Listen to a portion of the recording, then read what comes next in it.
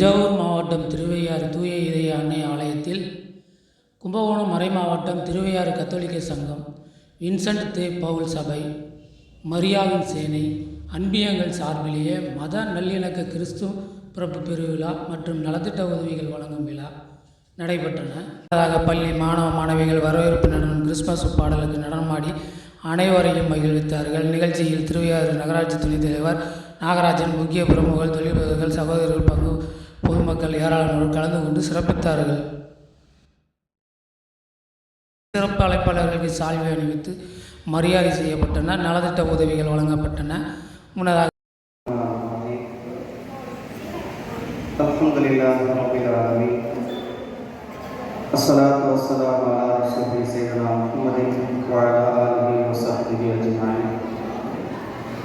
அருள் அளவற்ற அருளான நிகரற்ற அன்புடையோடுமாகிய எல்லாம் அந்த இறைவனின் பெயரை கொண்டு நான் ஆரம்பம் செய்கின்றேன். கிறிஸ்துமஸ் விழாவை பண்டிகையொட்டி மாபெரும் சமூக நல்லிணக்க கூட்டத்தை நடத்தி கொண்டிருக்கக்கூடிய தலைவர் மற்றும் இந்த நிகழ்ச்சியில் சிறப்பு அழைப்பாளராக வந்திருக்கக்கூடியவர்கள், கலந்து கொண்டிருக்கக்கூடிய ஆண்கள், பெண்கள், ஆண்டோர்கள், சான்றோர்கள், உங்கள் அனைவர் மீதும் இறைவனுடைய அன்பும் அருளும் என்றென்றும் நின்று நிலவ வேண்டும் என்று பிரார்த்தனையோடு என்னுடைய சிறிய உரையை நான் ஆரம்பம் செய்கின்றேன். சமூக நல்லிணக்க இந்த கூட்டத்தின் வாயிலாக நபிகள் நாயகம் ஸல்லல்லாஹு அலைஹி வஸல்லம் அவர்கள் சொல்லி தந்த ஒற்றுமைக்கு இலக்காக இருக்கக்கூடிய சில வார்த்தைகளை உங்களோடு நான் பகிர்ந்து கொள்வதில் ஆசைப்படுகின்றேன், பெருமைப்படுகின்றேன். ஒரு நாடு நல்ல நாடாக இருக்க வேண்டும் என்று சொன்னார், ஒரு நாடு சிறந்த நாடாக இருக்க வேண்டும் என்று சொன்னால் அந்த நாட்டிலே உள்ள மக்கள் நல்லவர்களாக இருக்க வேண்டும். ஒற்றுமையோடும் அரவணைப்போடும் அன்போடும் பண்போடும் அவர்கள் இருக்க வேண்டும். அப்படி ஒரு தனி மனிதனுக்கு, ஒரு சமூகம் சார்ந்தவர்களுக்கு, ஒரு குடும்பத்தை சார்ந்தவர்களுக்கு தேவையான அழகான நிறைய பண்புகளை நபிகள் நாயகம் ஸல்லல்லாஹு அலைஹி வஸல்லம் அவர்கள் சொல்லி தந்திருக்கிறார்கள். ஒரு முஸ்லீம் என்றால் யார் என்பதை குறித்து அறிமுகம் செய்யும் பொழுது இப்படி சொன்னார்கள். ஒரு முஸ்லீம் என்பவன் தன்னுடைய நாவாலும் கையாலும் யாருக்கும் துன்பம் தராமல் எல்லோராலும் நிம்மதிப்படக்கூடியவன் என்பதாக சொன்னார்கள். ஒரு முஸ்லீம் என்பவன் தன்னுடைய நாவாலும் சரி, தன்னுடைய கரத்தாலும் சரி, யாருக்கும் துன்பம் தராதவன் என்பதாக அடையாளப்படுத்தினார்கள். காரணம், அதிகமான துன்பங்கள் கையின் மூலமாக, மனிதனுடைய நாவின் மூலமாக ஏற்படுகின்றன. கரங்களின் மூலமாக ஏற்படக்கூடிய துன்பங்கள், பிறரை அடிப்பது, துன்புறுத்துவது, பிறருடைய பொருளை அபகரிப்பது, இது போன்ற செயல்கள், இதுவெல்லாம் செய்யக்கூடாது என்பதாக சொன்னார்கள். பிறருடைய மனதை புண்படுத்துவது நாவின் மூலமாக ஏற்படக்கூடிய செயல்கள். திருவள்ளுவர் கூட சொல்லுவார், தீயினால் சுட்ட புண் உள்ளாரும் மாறாது, நாவினால் சுட்ட வடு என்பதால். தீயினால் ஏற்பட்ட காயம் கூட சில நாட்களில் ஆறிவிடும், ஆனால் நாவினால் ஏற்படக்கூடிய வார்த்தையுடைய வடிகளும் வடுகளும் அது மாறாது என்பதாக திருவள்ளுவர் கூட அழகாக சொல்வார். அந்த அடிப்படையில் யாரையும் கையாலும் துன்பம் தரக்கூடாது, நாவாலும் யாருக்கும் துன்பம் தரக்கூடாது என்பதாக சொன்னார். அது மட்டுமல்ல, தன்னுடைய தோழர்களிடத்திலே பேசும் பொழுது இப்படி ஒரு உபதேசம் செய்தார்கள். தோழர்களை பார்த்து சொன்னார்கள், நீங்கள் மக்களுடைய பாதையில், மக்கள் செல்லக்கூடிய பாதையில் நீங்கள் அமர வேண்டாம் என்பதாக சொன்னார்கள். கடை தெருக்கள், பாதைகளில் நீங்கள் அமராதீர்கள் என்பதாக சொன்னார். உடனே தோழர்கள் கேட்டார்கள், எங்களுக்கு பாதைகளில் நாங்கள் சில முக்கியமான விஷயங்களை பேசிக் கொண்டிருக்கிறோம், எங்களுக்கு பேச வேண்டிய சில வேலைகள் இருக்கிறது, அதனால் பேசுகிறோம், அங்கே அமர வேண்டிய சில அவசியம் ஏற்படுகிறது, அதனால் அமருகிறோம் என்பதாக சொல்லும் பொழுது தோழர்களிடத்தில் நபிகள் நாயகம் ஸல்லல்லாஹு அலைஹி வஸல்லம் சொன்னார்கள், அப்படி பாதைகளில் நீங்கள் அமர்வதாக இருந்தால் அந்த பாதைகளுக்கு உரிமைகள் இருக்கிறது, அதை நீங்கள் பின்பற்ற வேண்டும் என்பதாக சொன்னார்கள். பாதைகளுடைய உரிமை என்ன என்பதாக தோழர்கள் கேட்கும் பொழுது முதலாக சொன்னார்கள், நீங்கள் பாதையை அமர்ந்திருக்கும் பொழுது பார்வையை தாழ்த்திக் கொள்ள வேண்டும் என்பதாக சொன்னார்கள். பாதையை அமர்ந்திருப்பதனால் மற்றவர்களை ஒரு மாதிரியாக பார்ப்பது, ஏளனமாக பார்ப்பது, ஆபாசமாக பார்ப்பது, இந்த பார்வைகளை நீங்கள் தவிர்த்து கொள்ள வேண்டும் என்பதாக சொன்னார்கள். இரண்டாவது, கஃபுல் அதா, உங்களுடைய கரங்களை பாதுகாத்துக் கொள்ள வேண்டும். பாதையிலே அமர்ந்திருக்கக்கூடிய நீங்கள் யாரையும் துன்புறுத்தும்படியாக கண்ணை எடுத்து அடிப்பது அல்லது அவர்களுக்கு துன்பம் ஏற்படக்கூடிய ஏதாவது ஒன்றை செய்வது, இதையெல்லாம் நீங்கள் செய்யக்கூடாது. மூன்றாவது சொன்னார்கள், உங்களுக்கு யாராவது முகமன் கூறினால் அவர்களுக்கு நீங்கள் திரும்பவும் அவர்களுக்காக நீங்கள் பிரார்த்திக்க வேண்டும். நான்காவது, நீங்கள் நல்லதை ஏவி தீயதை தடுக்க வேண்டும் என்பதாக சொன்னார். பாதையிலே அமர்ந்தாலும் கூட உங்களுடைய நாவாலோ உங்களுடைய கரங்களாலோ உங்களுடைய கண்களாலோ யாருக்கும் தீங்கிழைத்து விடக் கூடாது என்பதாக சொன்னார். ஒரு குடும்ப வாழ்க்கை என்று வரும் பொழுது குர்ஆன் அழகாக ஒரு வசனத்தை சொல்லி காட்டும், உங்களுடைய தாய் தந்தையர்களிடத்தில் நீங்கள் அழகான முறையில் நடந்து கொள்ளுங்கள். உங்களுடைய தாய் தந்தையர்களை நீங்கள் பெற்றிருந்தால், பிள்ளைகளாக இருக்கக்கூடிய நீங்கள் உங்களுக்கு தாய் தந்தையர்கள் இருந்தால் அவர்களை நீங்கள் சீ என்று கூட சொல்லிவிட வேண்டாம், கண்ணியத்தோடு அவர்களிடத்தில் நீங்கள் நடந்து கொள்ளுங்கள். அவர்களுக்காக இறைவனிடத்தில் நீங்கள் அவர்கள் மீது இரக்கம் காட்டுவாயாக என்பதாக பிரார்த்தனை செய்யுங்கள் என்பதாக குர்ஆன் பேசுகிறது. இப்படி இஸ்லாத்தினுடைய வாழ்க்கை முழுக்க, நபிகள் நாயகத்தினுடைய வார்த்தைகள் முழுக்க ஒற்றுமையோடும் மக்கள் இணக்கத்தோடும் அன்போடும் வாழ வேண்டும் என்பதை நிறைய சந்தர்ப்பங்களிலே வலியுறுத்தி இருக்கிறார்கள். விவசாயம் குறித்து நிறைய விவசாயிகள் இருக்கிறார்கள். அந்த விவசாயத்தை ஊக்குவிக்கும் முகமாக ஒரு வார்த்தை சொன்னார்கள்.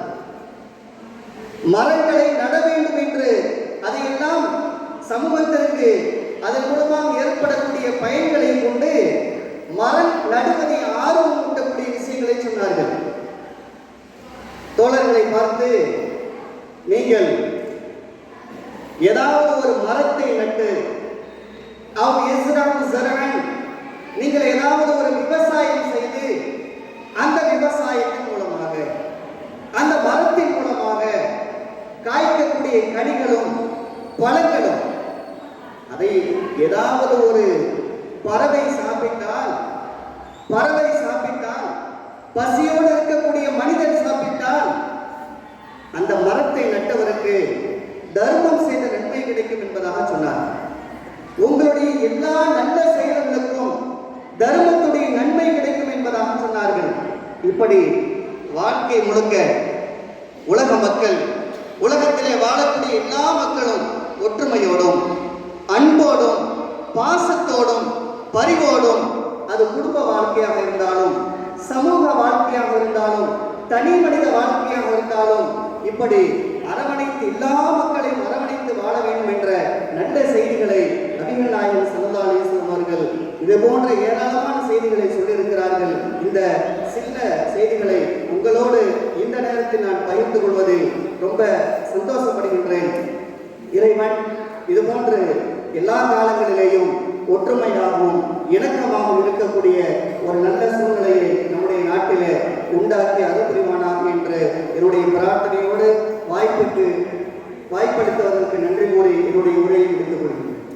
என்னுடைய தலைவருமான மரியாதைக்குரிய திலகர் தென்னாட்டுடைய சிலை கொண்டு விரைவாக ஆரோக்கிய வந்த அரசை சீரா திருவையாற்றார்.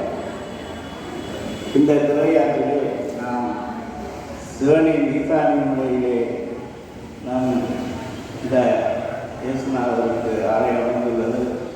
நமது எத்தனையோ ஆண்டுகளுக்கு முன்னே நம் ஒற்றுமையை அவர்களிடத்தில் அந்த ஆலய நிர்வாகத்திடத்தில் நமக்கு ஆலயம் மாற்றி கொடுத்திருக்கிறார் என்றால் அப்போ எவ்வளவு ஒற்றுமையாக இருப்பார் நினைக்கும் போது மனசு நாமெல்லாம் இன்னும் கற்றுக்கொள்ள வேண்டிய நிலையாக உள்ளது.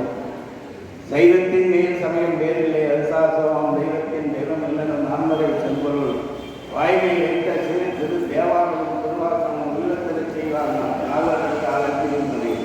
அந்த 12 திருமுறைகளையே படிக்கக்கூடியவர்கள் மத நல்லிணக்கத்தை பற்றி அவ்வளவு பூர்வம் சொல்லியிருக்கிறார். சைவம் என்றால் அசைவம் சாப்பிடுவதும் அடுத்தவர் மனதை புண்படுத்தக்கூடாது, அனைவரும் ஒற்றுமையாக இருக்க வேண்டும். அந்த 12 திருமுறைகளிலே மாணிக்கவாசகர், திருநாவுக்கரசர், சுந்தரர், திருஞானசம்பந்தர் இந்த 4 நம் மக்களுக்கு எத்தனையோ ஆண்டுகளுக்கு இறைவனாக அனுப்பப்பட்டவர்கள். நம் சிறுவனால் அனுப்பி மக்களுக்கு அறிவை உணர்த்துவதற்காக அனுப்பப்பட்டவர்கள். ஆனால் இன்றைய காலத்தில் அது கொஞ்சம் கொஞ்சமாக அடைந்தாலும் கூட ஒரு சில அதெல்லாம் நாம் படிக்கும்போது தான் இப்பொழுது கண்கட்ட பிறகு சூரிய நமஸ்காரம் என்று நான் இப்போது 20 ஆண்டுகளாக படிக்கிறதுனால் அதை பற்றி நான் தெரிந்து கொண்டேன். ஐயா அவர்களும் இமாம் அவர்களும் ரொம்ப அருமையாக சொன்னார்கள். அதை திரும்ப நான் சொல்வதற்கு இல்லை. அனைவரும் வழிபாட்டு முறை வேண்டுமானால் நாம் தெளிவினாக இருக்கலாம். அவர்கள் விருப்பப்படி நாம் தெய்வத்தை நம்புகிறோம். ஒற்றுமையில் நாம் அனைவரும் தமிழர்கள் இந்தியர்கள். அதை நாம் மனதில் வைத்துக் கொண்டு வெறுப்பு இல்லாமல் நாம் அனைவரும் சகத்தந்தையாகவும் மாமன் மச்சானாகவும் சகோதரர்களாகவும் வாழ வேண்டும் என்று இந்த தேசநாதரை வேண்டி மற்ற தெய்வங்களை வேண்டி எனக்கு வாய்ப்பளித்த அனைத்து அமைச்சர் ஐயா அவர்களுக்கு நன்றி கூறி விடைபெறுகிறேன். நன்றி.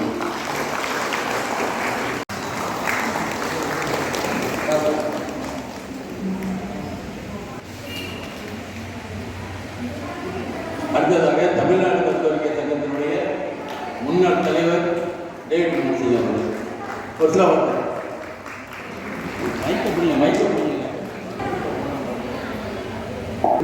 திருவையாறு கத்தோலிக்க சங்கத்திற்கும் கும்பகோணம் மறைமாவட்ட கத்தோலிக்க சங்கத்திற்கும் என்னுடைய வாழ்த்துக்கள்.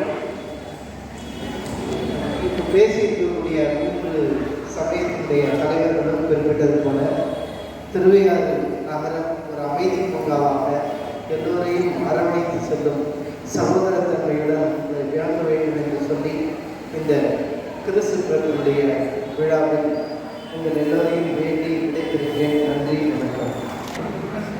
அனைவருக்கும் மகிழ்ச்சியான மாலை வணக்கம். இந்த மகிழ்ச்சியான மாலை வேளையில் நம்முடைய கிறிஸ்து பிறப்பினுடைய விழாவை நாம் இங்கே சிறப்பாக கொண்டாடி கொண்டிருக்கின்றோம். இந்த நாள் வந்து சுபதினம்னு எல்லாருக்கும் தெரியும். ஒரு நிகழ்ச்சி அப்படின்னாக்கா அது சுபதினம்.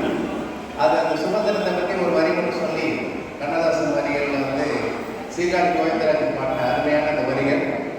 ஆண்டுக்கு ஆண்டு தேதிக்கு தேதி 1000 இருக்குது சுபதினம், அடுத்தவர் நலத்தை நினைப்பவர் நமக்கு ஆயுள் முழுவதும் சுபதினம்.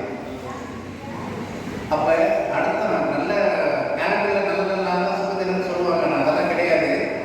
யார் வந்து அடுத்தவர் நலத்தை நினைக்கிறாங்களோ அன்னைக்கு வந்து அவங்க ஆயுள் முழுசுமே சுபதினம் அப்படின்னு சொல்லியிருக்கிறாங்க. அது மாதிரி இன்னைக்கு வந்து பார்த்தீங்கன்னாக்கா 100 நபர்களுக்கு வந்து நம்ம என்ன கொடுக்குறோம், நலத்திட்ட உதவி கொடுக்குறோம்.